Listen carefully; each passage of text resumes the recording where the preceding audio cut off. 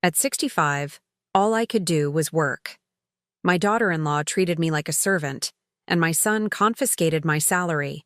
They forced me to sleep in the garage all winter. Suspicious, my billionaire boss followed me. When he saw my bed through the window, he cried and did something that changed everything. I'm glad to have you here. Follow my story until the end, and comment the city you're watching from, so I can see how far my story has reached.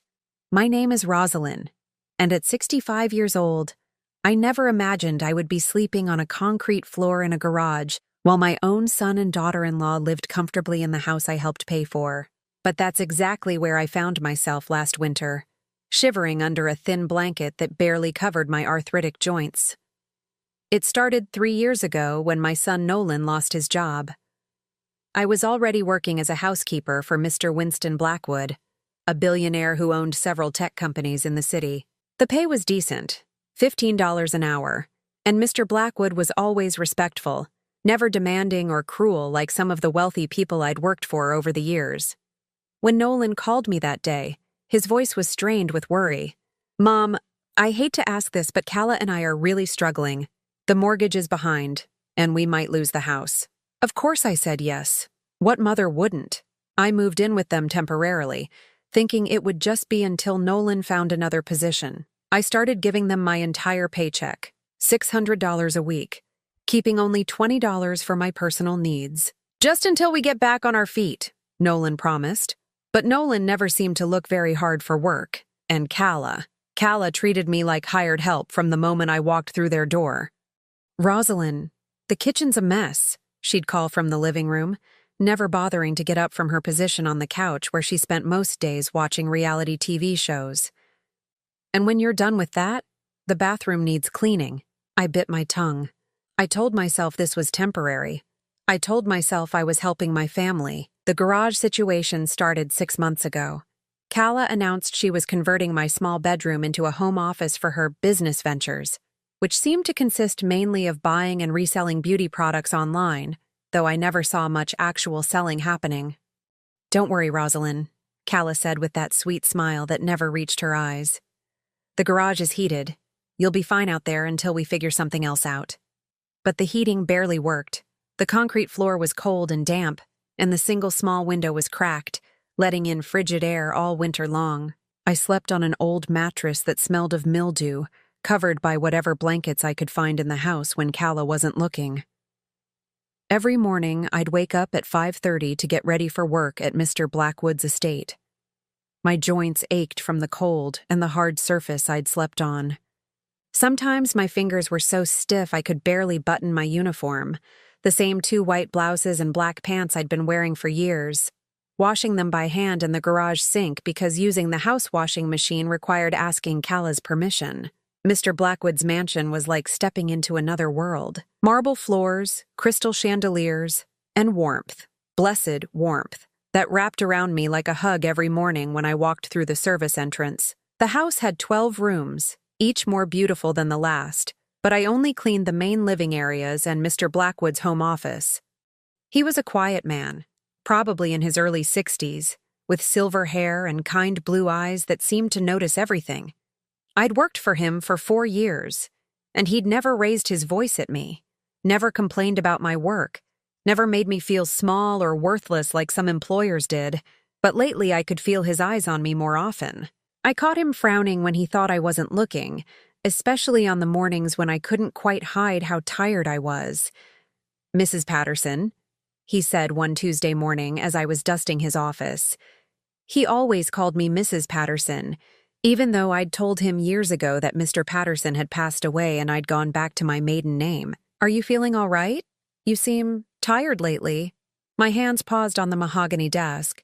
I forced a smile, the same one I'd been practicing for months. "I'm fine, Mr. Blackwood. Just getting older, you know how it is." He studied my face for a long moment. "Perhaps you should see a doctor. I'd be happy to arrange for you to take time off, with pay, of course." The kindness in his voice almost broke me. I had to turn away, pretending to focus on organizing his papers. "That's very kind, but I'm perfectly fine, really." What could I tell him? That I was sleeping in a garage like a stray dog? That my own son took every penny I earned while his wife treated me like a servant in my own family's home? That some mornings I was so cold I could barely feel my hands, and some nights I cried myself to sleep wondering how my life had come to this? No, I couldn't tell him that.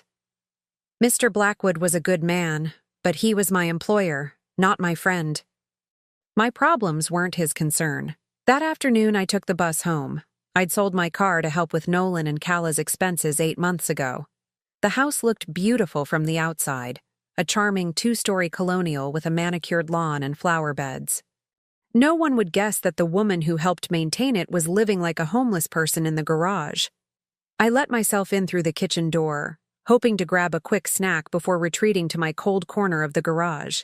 But Calla was waiting for me, her arms crossed and her expression thunderous. "Where's this week's money?" she demanded without even a greeting. I pulled the envelope from my purse, $600 in cash, just like every week. Calla snatched it from my hands and counted it twice, as if I might have stolen from my own contribution. "This is all of it?"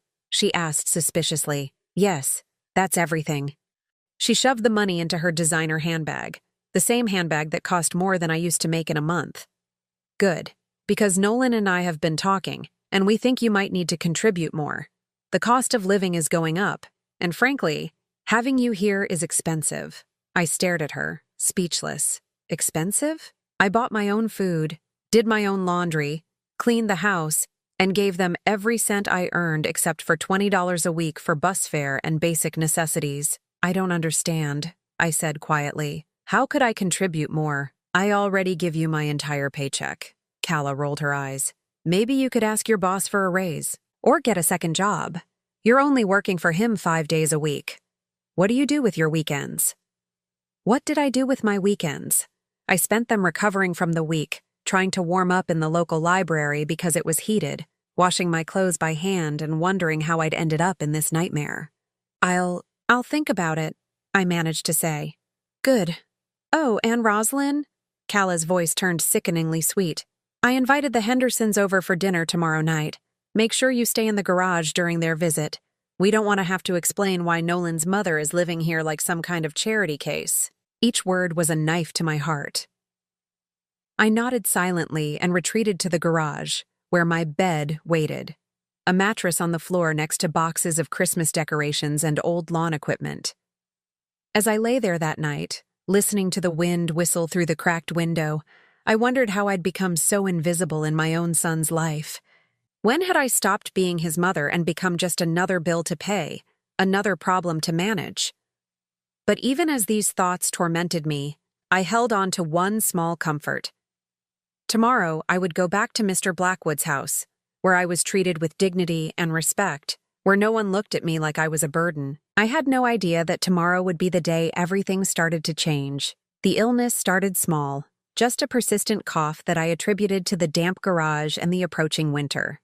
But by the 3rd week of November, I could barely get through a morning without stopping to catch my breath, and my chest felt heavy, like someone was sitting on it. I was dusting Mr. Blackwood's living room when the coughing fit hit me. It was violent and sudden, doubling me over as I gasped for air. When it finally subsided, I noticed tiny drops of blood on the white cloth in my hand. "Mrs. Patterson?" Mr. Blackwood's voice came from behind me, filled with alarm. I hadn't heard him enter the room. "Good God, are you all right?" I quickly folded the cloth, hiding the blood, and forced another one of those practiced smiles. "Just a little cough, Mr. Blackwood. Nothing serious." But his expression told me he wasn't buying it.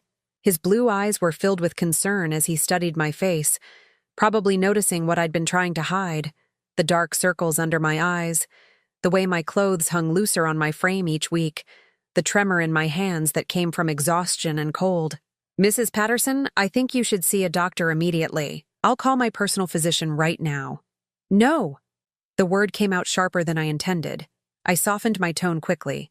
"No, thank you, Mr. Blackwood. I appreciate your concern, but I can't afford to take time off work right now. My family, they're counting on me." His frown deepened. "Mrs. Patterson, your health is more important than work. I'll pay for any time you need to take off, and I'll cover all medical expenses." The kindness in his offer almost broke me completely. I had to turn away, busying myself with dusting the same spot over and over again. That's very generous, but I really can't. Please, I just need to finish my work. That evening, I made the mistake of mentioning to Calla that I wasn't feeling well, hoping she might show even a tiny bit of concern or suggest I rest for a day. Instead, she looked up from her phone with annoyance. Well, you better not be thinking about calling in sick to work. We're already behind on the electric bill, and I'm not covering for you if you decide to be lazy. I'm not being lazy, I said quietly. I think I might have bronchitis or something worse. I've been coughing up blood. Calla's expression didn't change. That's probably just from all the dust at that rich guy's house. Take some cough medicine and stop being dramatic. That night, as I lay shivering on my mattress in the garage, the cough got worse. Each fit left me breathless and dizzy, and the metallic taste in my mouth told me the blood wasn't going away. But I couldn't afford to miss work. Literally couldn't afford it. If I didn't bring home that $600 next Friday, Calla would make my life even more miserable than it already was. The next morning, I could barely stand up. My legs felt weak, and the room spun when I tried to get dressed. But I forced myself to get ready, taking twice as long as usual to button my blouse with shaking fingers. At Mr. Blackwood's house, I tried to work quietly, hoping he wouldn't notice how often I had to stop and rest. But halfway through cleaning his office, another coughing fit hit me. This time, I couldn't hide the blood. Mr. Blackwood appeared in the doorway just as I was trying to clean the spots from his expensive carpet. "That's enough," he said firmly. "I'm taking you to the hospital right now." "Mr. Blackwood, please, I can't afford—" "I don't care what you can afford. You're clearly very sick, and I won't have you collapsing in my home because I was too concerned about propriety to insist you get medical attention." He was already reaching for his phone, probably to call his driver. Panic flooded through me. If I went to the hospital, if I missed work, Calla would be furious. She might even kick me out completely, and then where would I go? "Please," I whispered, and something in my voice made him stop. "Please don't make me go. I can't. My daughter-in-law will be very angry if I miss work. She's counting on my paycheck." Mr. Blackwood stared at me for a long moment, and I saw something shift in his expression. "Mrs. Patterson, how much do you make working here?" $600 a week, I answered honestly. "And where does that money go?" I hesitated. I'd never talked about my personal life with any employer. But something about his gentle tone, the genuine concern in his eyes, made the truth slip out. "I give it to my son and daughter-in-law. They're struggling financially." "All of it?" I nodded, feeling heat creep up my neck in embarrassment. "Mrs. Patterson," he said carefully, "where do you live?" That question I couldn't answer. I looked down at my hands, focusing on a small cut on my knuckle that I'd gotten from the rough edges of a cardboard box in the garage. Mr. Blackwood was quiet for so long that I finally looked up. His expression had changed completely. The polite employer mask was gone, replaced by something deeper, more concerned. "I want you to go home today," he said finally. "Rest. Get better. And I want you to think about whether the people you're giving your money to actually care about your well-being." "Mr. Blackwood, this isn't a request, Mrs. Patterson. You're sick, and you need rest. I'll see you when you're feeling better." I wanted to argue, but another coughing fit seized me and I knew I had no choice. I gathered my things with shaking hands and headed for the bus stop. The ride home felt endless. Each bump in the road sent a spike of pain through my chest, and I found myself gripping the seat to stay upright. By the time I reached my stop, I was dizzy and nauseous. But my real nightmare was waiting for me at home. "What are you doing here?" Calla demanded the moment I walked through the kitchen door. "It's barely noon." "I'm sick," I said simply. "Mr. Blackwood sent me home."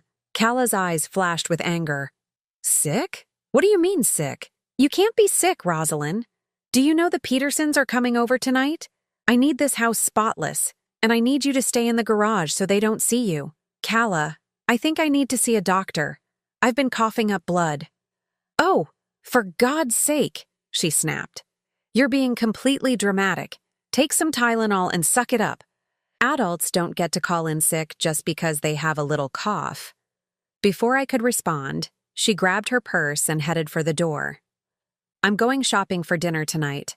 Make sure this place is clean when I get back, and try not to look so pathetic when the Petersons arrive. The front door slammed, leaving me alone in the house. I sank into one of the kitchen chairs, something I usually wasn't allowed to do, and put my head in my hands. How had my life become this? I'd raised Nolan by myself after his father left when he was just 8 years old. I'd worked 2 jobs to put him through college, sacrificed my own dreams to make sure he had every opportunity. And this was how he repaid me? By letting his wife treat me like a burden, like an unwanted houseguest in what was supposed to be my family's home? That night, as I listened to Calla laughing with the Petersons through the thin garage walls, talking about her successful online business and their wonderful life together, I realized something had broken inside me, not just physically, though the cough was getting worse, but emotionally.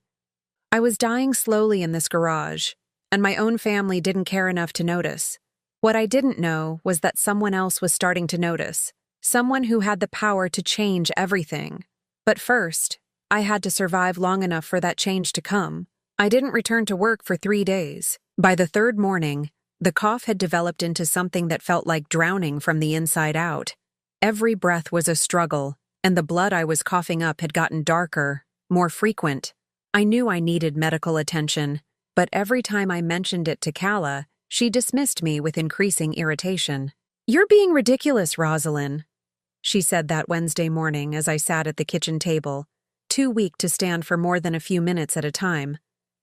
"People don't just start dying from a little cough. You're probably just trying to get out of work so you can be lazy." I stared at her in disbelief.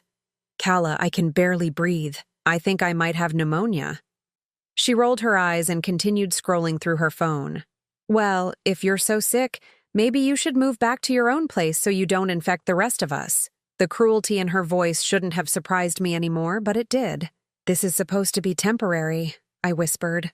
"You said I could stay until Nolan found a job, yeah. Well, maybe if you weren't such a drain on our resources, we could afford for him to be more selective about his opportunities." I wanted to point out that Nolan spent most of his days playing video games or meeting friends for lunch at restaurants I couldn't afford, but I didn't have the energy to fight. Instead, I retreated to the garage, where the December cold had made my makeshift bedroom feel like a freezer. What I didn't know was that Mr. Blackwood had been trying to reach me. He'd called the house phone twice, but Calla had told him I was out running errands and would call him back. She never gave me the messages. On Thursday evening, something changed in Mr. Blackwood's demeanor. Later, I would learn that he'd grown increasingly worried about my absence and had decided to take matters into his own hands. I was lying on my mattress in the garage, wrapped in every piece of fabric I could find, when I heard a car pull into our driveway. Through the cracked window, I could see headlights, but they weren't Calla's bright pink car or Nolan's beat-up sedan. This was something expensive, sleek. My heart stopped when I recognized the black Mercedes. Mr. Blackwood. Panic flooded through me. What was he doing here? Had something happened at work? Was he angry that I'd missed so many days? I tried to sit up, but the movement triggered another violent coughing fit that left me gasping and spitting blood into the old towel I'd been using. I heard the car door slam, then footsteps on the gravel driveway. The sound grew fainter as he walked toward the front door of the house. I held my breath, straining to hear what was happening. The doorbell rang, and I heard Calla's muffled voice through the garage wall. She was probably charming him, putting on her sweet act like she did with all the neighbors and visitors. I couldn't make out the words, but I could hear the tone, light, friendly, completely different from the voice she used with me. Then I heard something that made my blood run cold. Calla's laugh, followed by, "Oh, she's not here right now. Family emergency, you know how it is. She'll probably be gone for another week or so." She was lying. She was telling Mr. Blackwood that I wasn't here, that I was away dealing with some made-up emergency. Why would she do that? I heard the front door close, and I thought Mr. Blackwood had left. But then something unexpected happened. The car engine didn't start. Instead, I heard footsteps again, but they seemed to be moving around the house rather than back to the car. Through my cracked window, I caught a glimpse of a figure walking slowly along the side of the house, staying in the shadows.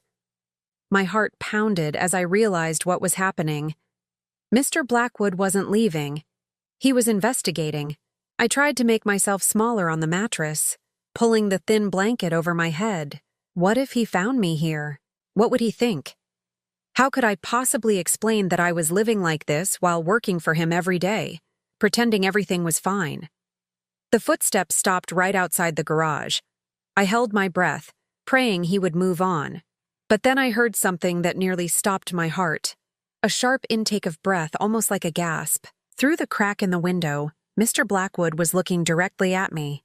I couldn't see his face clearly in the darkness, but I could see his silhouette frozen in place. He was seeing everything.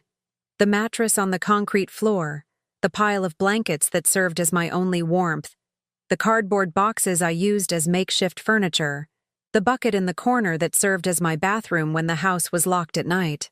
For what felt like an eternity, neither of us moved. I was paralyzed with shame, and he seemed paralyzed with shock.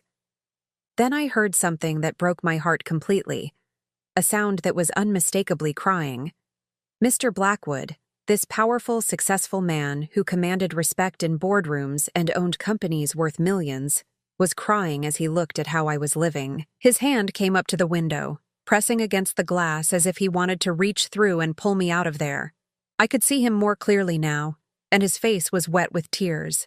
His mouth was moving, and though I couldn't hear the words, I could read his lips. Oh my God, oh my God. I wanted to disappear, to sink through the concrete floor and never face him again. But then another coughing fit seized me, violent and desperate, and I couldn't muffle the sound. Blood splattered onto the blanket, dark and terrifying in the dim light. Mr. Blackwood stepped back from the window, and I thought he was leaving, disgusted by what he'd seen. But instead, I heard him moving around to the side door of the garage. My heart hammered as I realized he was coming inside. The door creaked open, and suddenly he was there, filling the doorway like an avenging angel. He took in the scene before him, me curled on a filthy mattress, surrounded by the detritus of my broken life, obviously ill and barely hanging on. "Mrs. Patterson," he said, and his voice was rough with emotion. "What in God's name is happening here?" I couldn't speak. I could only stare at him, mortified that he was seeing me like this. All pretense was gone now. There was no way to lie. No way to make this look like anything other than what it was. A 65-year-old woman living in conditions that wouldn't be acceptable for an animal. He stepped closer, and I could see the tears still streaming down his face. "How long have you been living like this? Please," I whispered, finding my voice at last. "Please don't fire me. I know this looks bad, but I can explain." "Fire you?" His voice cracked. "Mrs. Patterson, I'm not going to fire you. I'm going to help you. But first, I need to understand what's happening here. That woman who answered the door, she told me you were away on a family emergency." "That's my daughter-in-law, Calla," I managed to say between shallow breaths. She doesn't like visitors knowing I live here." Mr. Blackwood's expression darkened. "Live here? In the garage?" I nodded, unable to meet his eyes. "And your son? Where is he in all this?" "He's inside," I said quietly. "He lost his job 3 years ago, and they needed help with expenses. I give them my paycheck every week to help out." "All of it?" "All of it," I confirmed. Mr. Blackwood was quiet for a long moment, and when he spoke again, his voice was deadly calm. "Mrs. Patterson, I want you to listen to me very carefully. What's happening to you here? This is not help. This is abuse." The word hit me like a physical blow. Abuse. I'd never thought of it that way. These were my family members, my son. Surely they weren't abusing me. They were just struggling. "It's not that simple," I started to say, but he held up his hand. "Mrs. Patterson, I'm 62 years old. I've seen a lot of things in my life, and I know abuse when I see it. You are being exploited, neglected, and mistreated by people who should be protecting you." Another coughing fit seized me, and when it passed, I saw that his face had gone pale at the amount of blood I'd produced. "That's it," he said firmly. You're coming with me right now. We're going to the hospital, and then you're not coming back here. I can't, I protested weakly. They need my paycheck. If I don't work, Mrs. Patterson, he said gently, kneeling down beside my mattress so we were eye level. When was the last time anyone in that house asked how you were feeling? When was the last time they showed concern for your well-being? When was the last time they treated you like a human being instead of a source of income? I opened my mouth to answer, but no words came. Because the truth was, I couldn't remember. I'm going to take care of you, Mr. Blackwood said, and there was something in his voice that reminded me of the father I'd lost 40 years ago. But first, I need you to trust me. Can you do that? Looking into his kind blue eyes, seeing the genuine concern and care there, I realized something that should have been obvious long ago. This man, my employer, cared more about my well-being than my own family did. I nodded, and for the first time in 3 years, I felt something I'd almost forgotten existed: hope. The hospital stay lasted 4 days. Pneumonia, the doctor confirmed, along with severe malnutrition and what he delicately termed signs consistent with prolonged exposure to cold and stress. Mr. Blackwood, Winston, as he insisted I call him now, never left my side except to make mysterious phone calls in the hallway. On the 4th day, as I was finally strong enough to sit up without feeling dizzy, Winston presented me with an offer that seemed too good to be true. "Rosalind," he said, pulling a chair close to my hospital bed, "I have a proposition for you. I own a small guest house on my property. It used to be the groundskeeper's cottage. It's been empty for 2 years since Harold retired. I'd like you to live there." I blinked at him, certain I'd misheard. "I don't understand." "It's fully furnished, has its own kitchen and bathroom, and it's warm." He smiled slightly. "Very warm. I'd also like to increase your responsibilities at the main house. Instead of just housekeeping, I'd like you to manage the entire household, supervising the other staff, managing schedules, handling vendor relationships. The position would come with a salary of $900 per week. $900. I felt faint, and not from the medication. "Winston, that's incredibly generous, but I can't accept charity. This isn't charity, Rosalind. It's a job offer. I've been meaning to hire a household manager for years, but I never found someone I trusted completely. You've worked for me for 4 years with perfect reliability and integrity. You're exactly what I need." I stared at him, trying to process what he was saying. "But what about Nolan and Calla? They're counting on my paycheck." Winston's expression hardened slightly. "Rosalind, your son is 38 years old. If he can't support himself and his wife without exploiting his elderly mother, that's his problem to solve." The word exploiting stung, but I couldn't deny its accuracy anymore. "Think about it," Winston continued. "You'd have your own space, your own income, and you'd be doing work that actually utilizes your intelligence and experience. When was the last time anyone in that house treated you like you mattered?" Before I could answer, my phone rang. Calla's name appeared on the screen, and my stomach instantly knotted with anxiety. Winston noticed my reaction and frowned. "Answer it," he said quietly. "I want to hear what she has to say." With trembling fingers, I accepted the call. "Rosalind?" Calla's voice was sharp with irritation. "Where the hell are you? You've been gone for 4 days, and rent is due next week. We need your paycheck." Not, "Are you okay?" Not, "We were worried." Just demands for money. "I've been in the hospital," I said quietly. "I had pneumonia." "Pneumonia?" Calla's tone suggested she thought I was lying. "Well, how long are you going to milk this? Because we have bills to pay, and your little vacation needs to end." Winston's face had gone dangerously calm as he listened to her side of the conversation. "I'm being discharged today," I said. "But Calla, I need to tell you something. Mr. Blackwood has offered me a position as his household manager, with room and board included." "What?" Calla's voice rose to a near shriek. "You can't do that. We depend on your income.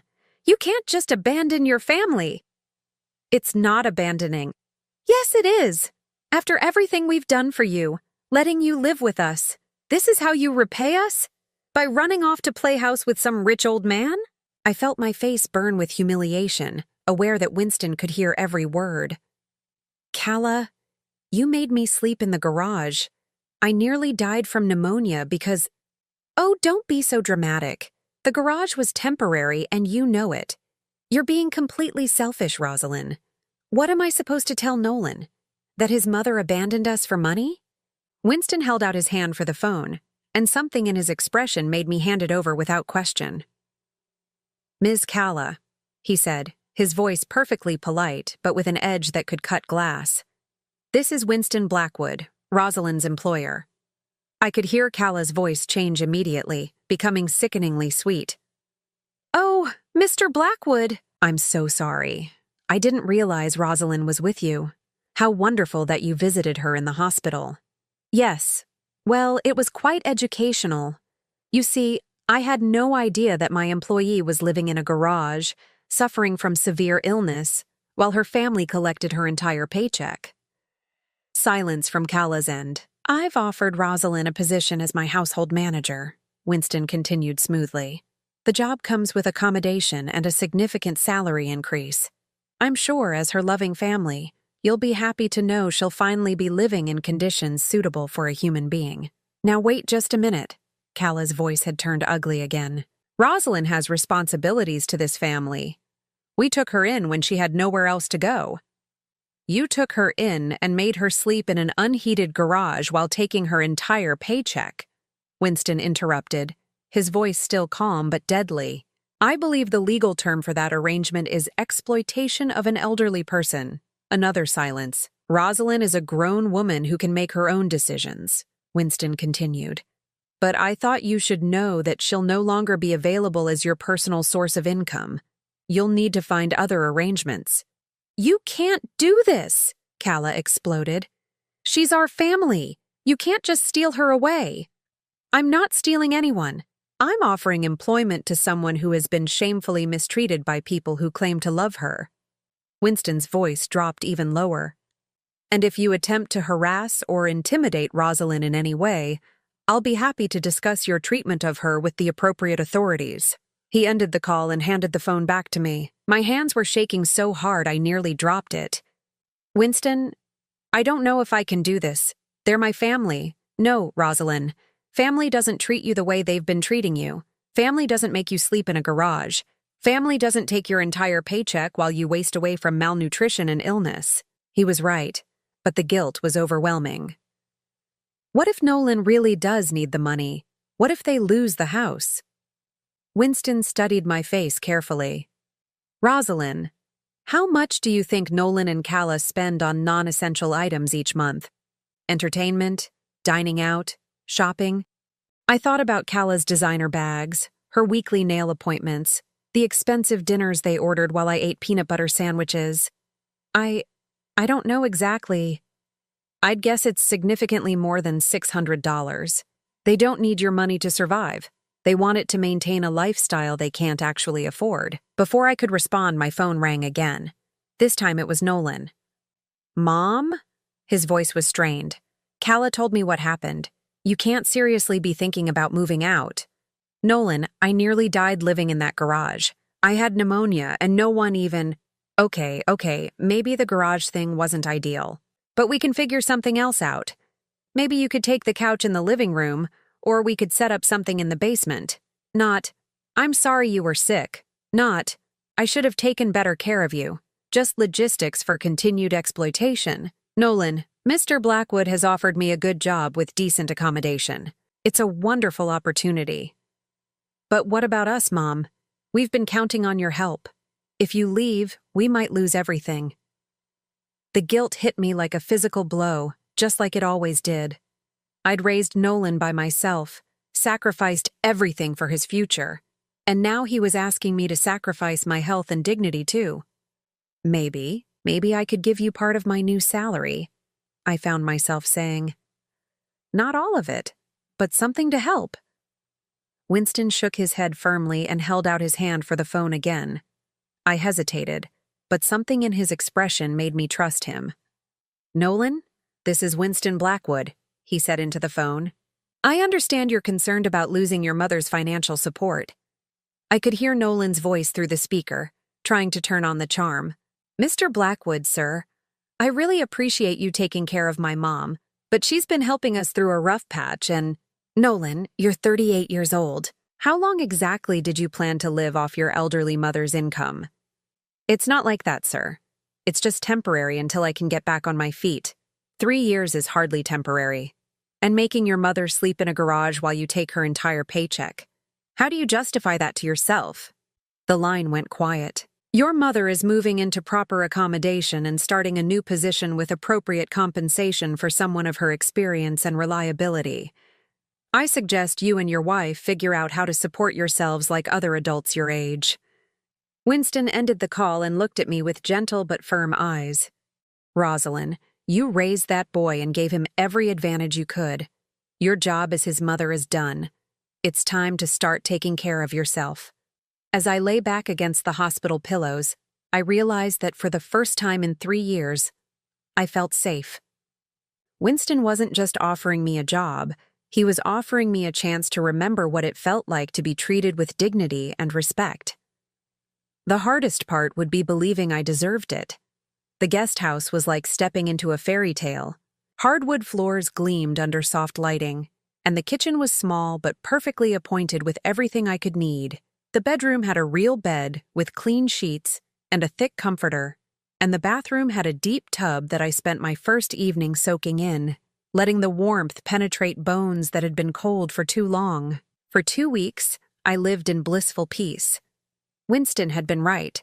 My new role as household manager utilized skills I'd forgotten I had. I coordinated with the gardening service, managed the cleaning schedule for the main house, and even helped Winston organize his home office.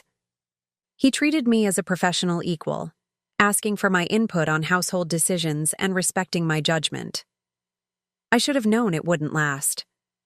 On a Tuesday afternoon, as I was reviewing invoices at the kitchen table in the main house, I heard a car in the driveway.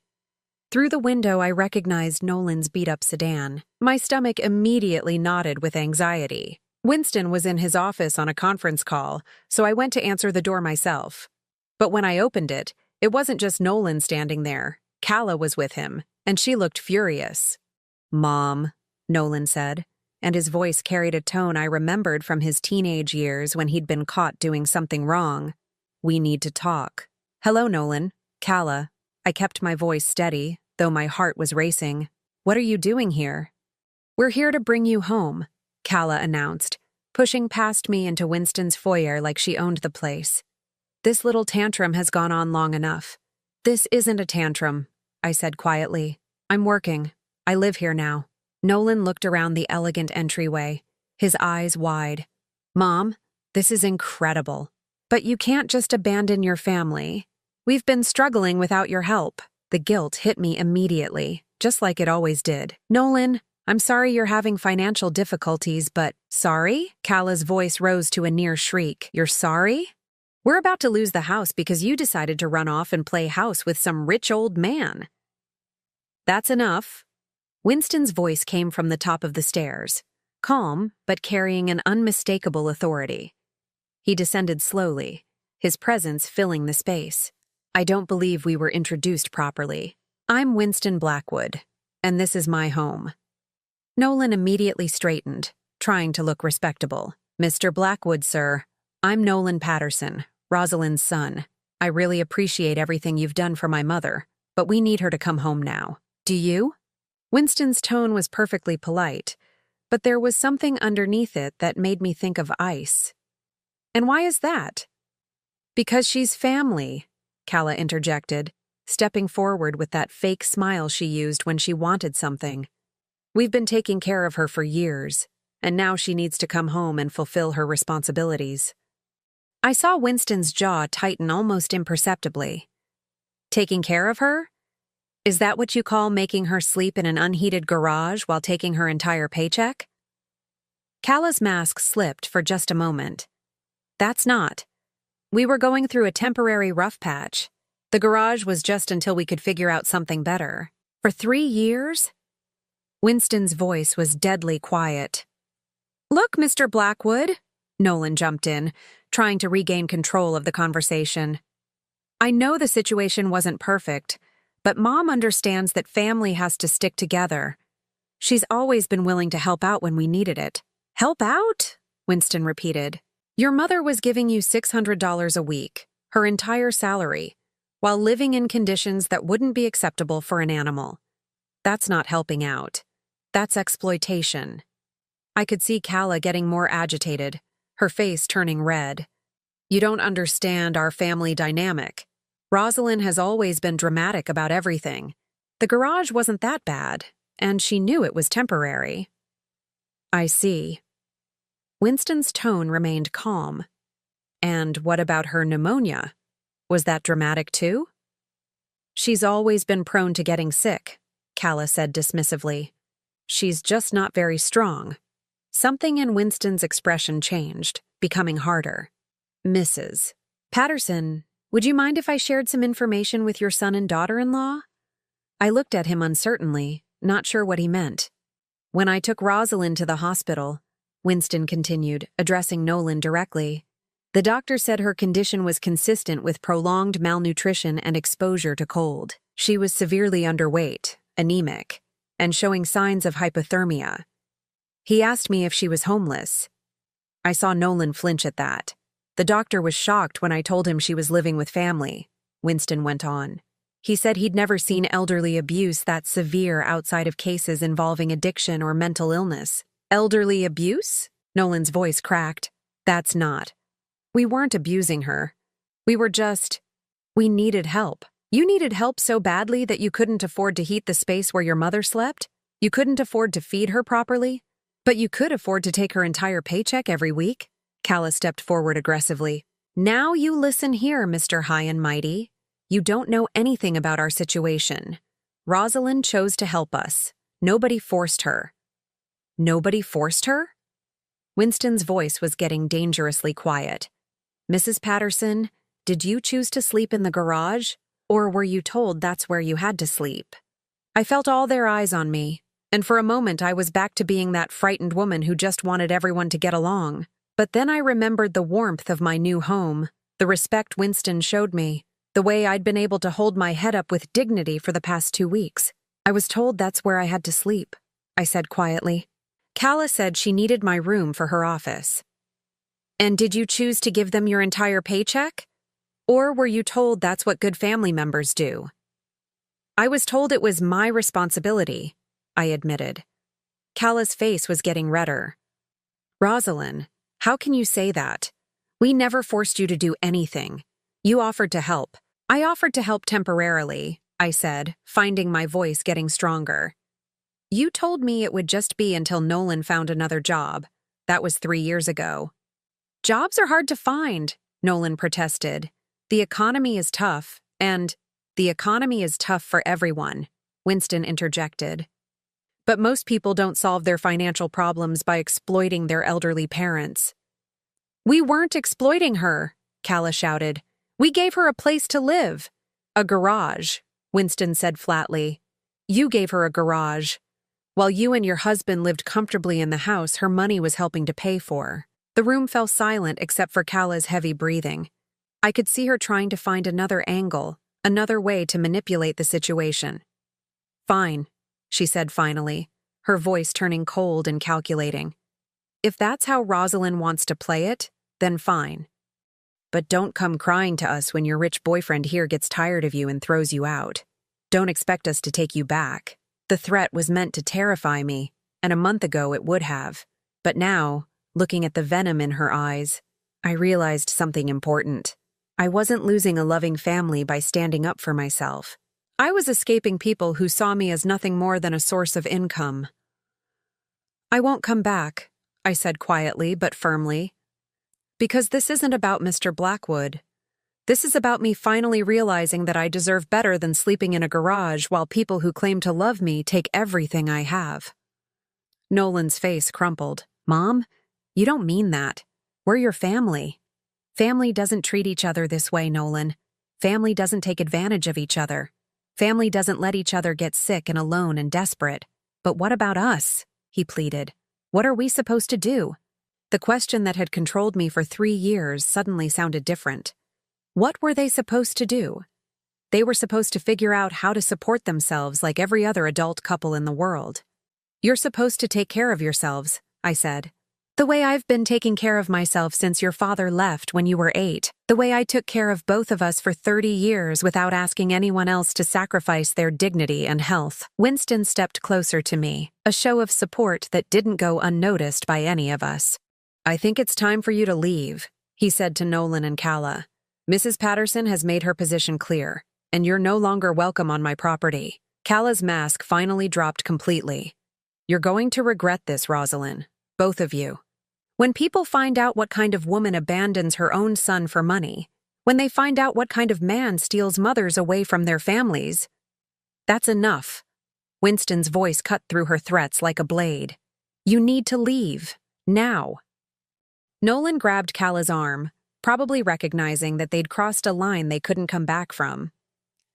"Come on, Calla. Let's go." At the door, Nolan turned back to me one more time.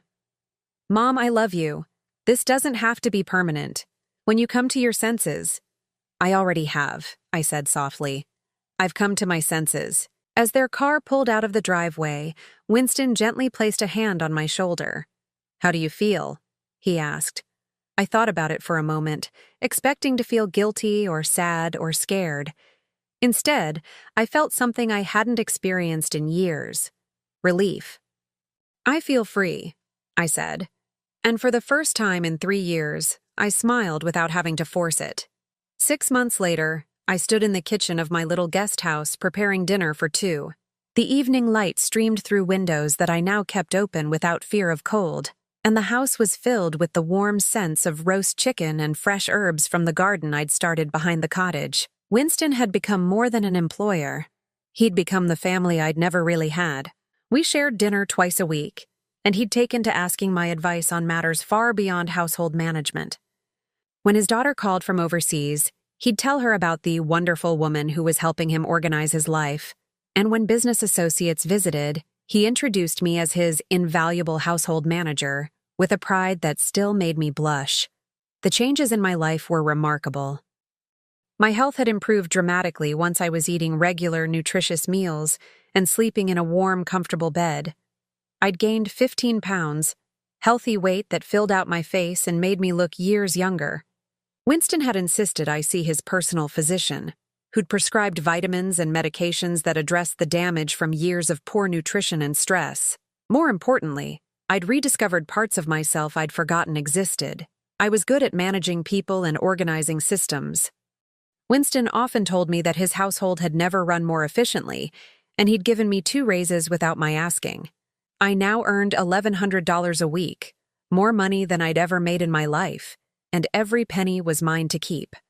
I'd used some of that money to buy new clothes, not expensive designer items like Calla favored, but well-made, comfortable pieces that fit properly and made me feel dignified. I'd also purchased a small car, nothing fancy, but reliable transportation that meant I wasn't dependent on anyone else. But the most significant change was the return of my self-worth. For 3 years, I'd been told I was a burden, a drain, someone who should be grateful for whatever scraps of kindness came my way. Now I woke up each morning knowing I was valued, respected, and genuinely cared for. I hadn't heard from Nolan or Calla since that confrontation 6 months ago, and I was surprised to find that the silence was a relief rather than a source of pain. Winston had been right. They hadn't loved me. They'd used me. Real love doesn't come with conditions and demands and sleeping in garages. The doorbell rang, interrupting my thoughts. I wiped my hands on a kitchen towel and went to answer it, expecting to find Winston arriving for our weekly dinner. Instead, I found Nolan standing on my porch, looking older and more haggard than I remembered. His clothes were wrinkled, and there were dark circles under his eyes that spoke of stress and sleepless nights. "Hello, Mom," he said quietly. For a moment, I felt that old familiar tug of worry and guilt. He looked so tired, so defeated. But then I remembered the last 6 months, how peaceful they'd been, how much my health had improved, how good it felt to be treated with dignity. "Hello, Nolan. What brings you here?" He shifted uncomfortably, glancing around at my little cottage, the flower boxes in the windows, the small car in the driveway. "You look good, Mom. Really good. I feel good. How are you?" His face crumpled slightly. "Not so great, if I'm being honest. Kala and we separated 2 months ago." I felt a flash of sympathy, but it was tempered by the memory of how they'd both treated me. "I'm sorry to hear that." "Yeah, well." He ran a hand through his hair. "Turns out when you can't afford to maintain a certain lifestyle, some people lose interest in the relationship." I studied his face, seeing the pain there but also recognizing something else, a clarity that hadn't been there before. "Mom, can I come in? I'd like to talk to you." I hesitated for a moment, then stepped aside to let him enter. He looked around the small living room with wonder, taking in the comfortable furniture, the warm lighting, the books on the shelves. "This is really nice, Mom. You've made it beautiful. Thank you. Would you like some coffee? That would be great." As I prepared coffee in the kitchen, I could feel him watching me. When I joined him in the living room with 2 steaming mugs, he was sitting on the edge of the couch, his hands clasped tightly in his lap.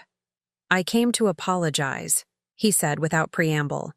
"And before you say anything, I know an apology doesn't fix anything. I know it's probably too little, too late, but I needed you to know that I understand now how badly I messed up." I sipped my coffee and waited for him to continue. "After you left, things fell apart pretty quickly. Without your money coming in, we couldn't afford the lifestyle Kala was used to. She got more and more resentful, blaming me for not being able to provide for her the way you had been providing for both of us." He paused, staring into his coffee cup. "It took her leaving for me to realize that she'd been manipulating both of us. She'd convinced me that you were being dramatic about the garage, that you were exaggerating how cold it was, or how uncomfortable it was. She said you were just trying to make us feel guilty, and you believed her." "I wanted to believe her," he admitted, "because if I believed her, then I didn't have to face the fact that I was letting my mother live like a homeless person while I took her money." The honesty in his voice surprised me. This wasn't the defensive, entitled man who'd stood in Winston's foyer 6 months ago. "Nolan," I said gently, "why didn't you ever come check on me in the garage? Even once?" His face flushed with shame. "Because I knew if I saw how you were really living, I'd have to do something about it. And I wasn't ready to give up the money. I wasn't ready to take responsibility for my own life." At least he was being honest. "Mom, I know I don't deserve forgiveness. I know I hurt you in ways that can't be undone. But I wanted you to know that I've gotten a job, a real job, 40 hours a week at a manufacturing plant. It's not glamorous, but it's steady work and decent pay. And I've rented a small apartment that I can actually afford. That's good, Nolan. I'm proud of you for taking responsibility. I'm not telling you this because I want anything from you," he continued quickly. "I know you're happy here, and you should be. You deserve to be treated well. I wanted you to know that I finally understand what I put you through." "Like." We sat in silence for a few minutes, and I found myself really looking at my son for the first time in years. Without Kala's influence, without the entitlement and demands, I could see glimpses of the boy I'd raised, the one who used to help me carry groceries and who'd told me he loved me every night before bed. "Can I ask you something?" I said finally. "Anything. Do you remember when you were 12 and you had pneumonia? I sat up with you for 3 nights straight, taking your temperature, making sure you could breathe, sleeping in the chair next to your bed because I was so worried about you." Nolan's eyes filled with tears. "I remember. When I had pneumonia, living in that garage, did you even know I was sick?" He closed his eyes, and when he opened them, tears were streaming down his face. "No, I didn't know. I didn't pay attention. I was so focused on my own problems that I didn't even see that my mother was dying right in front of me." The admission hung between us, painful but necessary. "I can't go back and change it," he continued, his voice breaking. "I can't give you back those 3 years. I can't undo the damage, but I wanted you to know that I see it now. I see what I did, and I'm horrified by it." I felt tears stinging my own eyes, not from sadness, but from something closer to relief. This was what I'd needed to hear, not promises to do better, not excuses or justifications, but acknowledgement of the truth. "I forgive you, Nolan," I said quietly. "But I won't forget, and I won't let it happen again." He nodded, wiping his eyes. "I wouldn't expect you to. I wouldn't want you to." We talked for another hour, and it was the most honest conversation we'd had in years. He told me about his job, his small apartment, the therapy he'd started to understand how he'd become the kind of person who could exploit his own mother. I told him about my work with Winston, about how good it felt to be valued and respected. When he got up to leave, he paused at the door.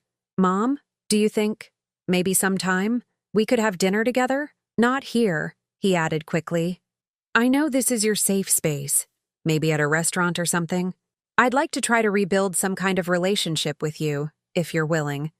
A real relationship this time, based on mutual respect." I considered his request carefully. The old me would have said yes immediately, desperate to maintain any connection with my son. But the new me, the me who'd learned to value herself, needed to think about what I actually wanted. "I'd like that," I said finally. "But we take it slow, and if you ever try to manipulate me or take advantage of me again, I'll cut you out of my life permanently. I won't give you another chance after this one."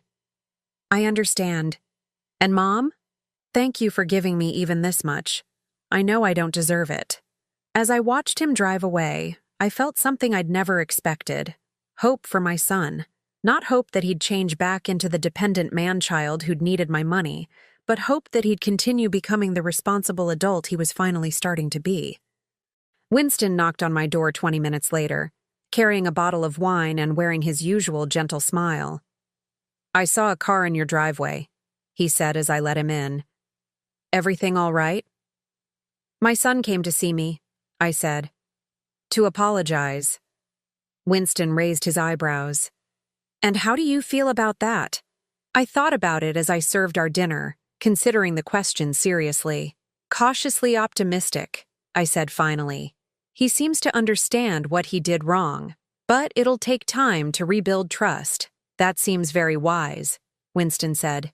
"You've become quite good at protecting yourself." As we ate dinner together, talking about our respective days, I marveled at how completely my life had changed. A year ago, I'd been sleeping in a garage, slowly dying from neglect and exploitation.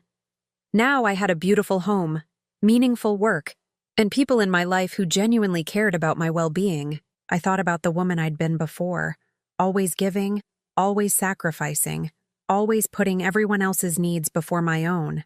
That woman had been good and kind, but she'd also been a victim. This new version of myself was still good and kind, but she was also strong. She knew her worth. She wouldn't accept less than she deserved. After Winston left that evening, I sat on my small porch, looking out over the gardens he'd encouraged me to plant. The night was warm and peaceful, filled with the sound of crickets and the distant hum of the city. I thought about Nolan's visit, about his genuine remorse and his efforts to change. I hoped he would continue on this path, but I also knew that his choices were his responsibility, not mine. I'd done my job raising him. Now my job was taking care of myself. For the first time in my life, I was truly free. Free from the obligation to sacrifice myself for others.